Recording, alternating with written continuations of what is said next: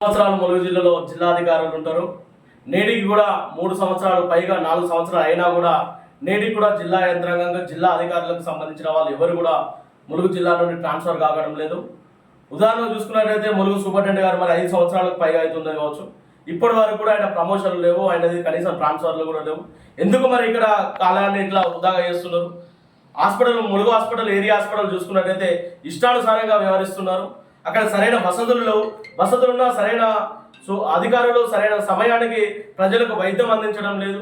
ఒకసారి జిల్లా కలెక్టర్ కూడా దీనిపైన తగిన చర్యలు తీసుకోవాలని గతంలో ఎన్నిసార్లు కూడా ఇచ్చినా కూడా నేటికి కూడా ఆ యొక్క రాతపూర్వకంగా ఉంటున్నా తప్ప అధికారులపైన తక్షణమే చర్యలు తీసుకోలేకపోతున్నారు. Mulugu DEO office, district education office విద్యాధికారిని చూసుకున్నట్టయితే అది కూడా అలాగనే ఉన్నది. గత వారం రోజుల క్రితం మేము ఎంఈఓ గారు అంటే మండల ఎడ్యుకేషన్ ఆఫీసర్ గారికి సంబంధించినది ఆరోపణలు నిజమై ఈరోజు ఎంఈఓ గారిని సస్పెండ్ చేయడం జరిగింది. గతంలో వేరే గారికి కూడా పంపించడం జరిగింది. ఆయన ఇక్కడ మధ్యాహ్న పథకానికి భోజనానికి సంబంధించిన విషయంలో కానీ తదితర విషయాలు కానీ ఇల్లీగల్గా చేసిన దందాకు ఆయన బాధ్యతలు వహించవలసి వచ్చింది.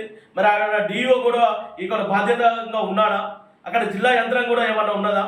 ఇక్కడ చూసుకున్నట్టే ములుగు డిఎస్పీ గారు చూసుకున్నట్టే ఆయన కూడా ఎన్ని సంవత్సరాలుగా ఇక్కడనే ఉంటాడు.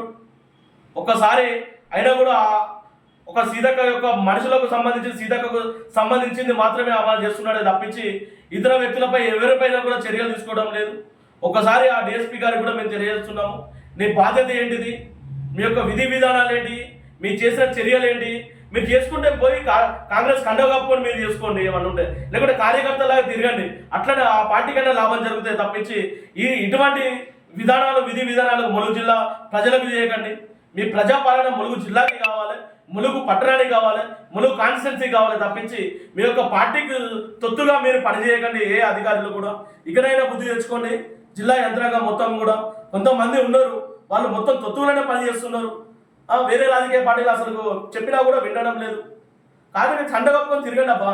మేమేమంటున్నాం మీ జిల్లా యంత్రాంగానికి, దయచేసి రాజీనామా చేయండి. మీరు కాకపోతే ఇంకో జెన్యూ అధికారి వచ్చి మీ స్థలంలో పనిచేస్తారు కదా.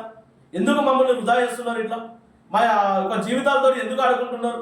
ఈ ఆదివాసీ బడుగు బలహీన వర్గాలు ఆదివాసీ జిల్లా ఒకటే జిల్లా ఉన్నది, ఒకటే కాన్స్టిట్యున్సీ ఉన్నది. ఈ కాన్స్టిట్యున్సీకి ఎందుకు ఇంత దౌర్భాగ్యమైన వచ్చింది?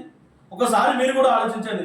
దయచేసి సీతక్క గారు కూడా మేము కూడా విన్నపం చేసుకుంటున్నాం. ఎందుకంటే స్థానికంగా 3-4 సంవత్సరాలు ఎక్కువగా ఉన్నాడంటే అవినీతికి పాల్పడతారు. వారి యొక్క లోపాయ ఉత్తమ ద్వారా తెలుసుకుంటా అంటే అవినీతికి పాల్పడడం వల్ల ములుగు జిల్లా ప్రజల మీద నెత్తుకుంటూ ఉంటారు. మైనింగ్ చూసుకోండి, ఇక్కడ మైనింగ్ సంబంధించింది చూసుకోండి. ఎంత ఇష్టానుసారంగా అక్కడ యూనివర్సిటీ భూములలో ఏం దాకా ఒక 500 కోట్లకు పైగా దందా జరుగుతుంది. ఒక్కరైనా పట్టించుకున్నాడు ఇప్పటి వరకు కూడా? వచ్చిన జిల్లా యంత్రాంగం పట్టించుకుంటలేదు, మైనింగ్ అధికారి పట్టించుకుంటాడు, ఏడీ పట్టించుకుంటాడు. ఎవరు పట్టించుకుంటారు మరి ఇది? ఒక్కసారి మీరు కూడా ఆలోచించండి. ట్రాన్స్ఫర్లు చేయండి, ఉన్న వాటికి కొత్త వాళ్ళు వస్తారు. ఒక లీడర్షిప్ ఉన్న రాజకీయం కాకుండా లీడర్షిప్ ఉన్న అధికారులు వస్తారు, అగ్రెసివ్గా పనిచేసే అధికారులు వస్తారు. అధికారులకు ఇవ్వండి.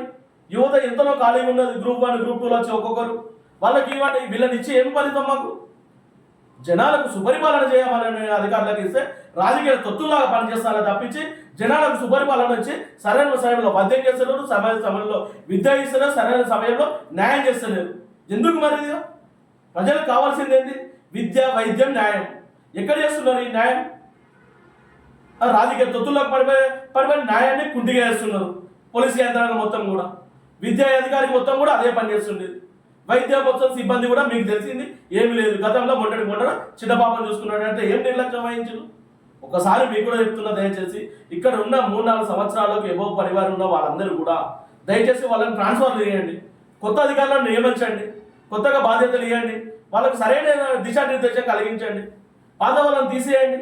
ఎందుకు ఉన్నా కూడా దయచేసి వద్దు, వాళ్ళు ఉన్నా కూడా మాకు కూడా ఆ ప్రజలకు కూడా నచ్చడం లేదు. దయచేసి ఒక్కసారి ఆలోచించండి మంత్రివర్యులు. భారత్ మాతా కీ జై.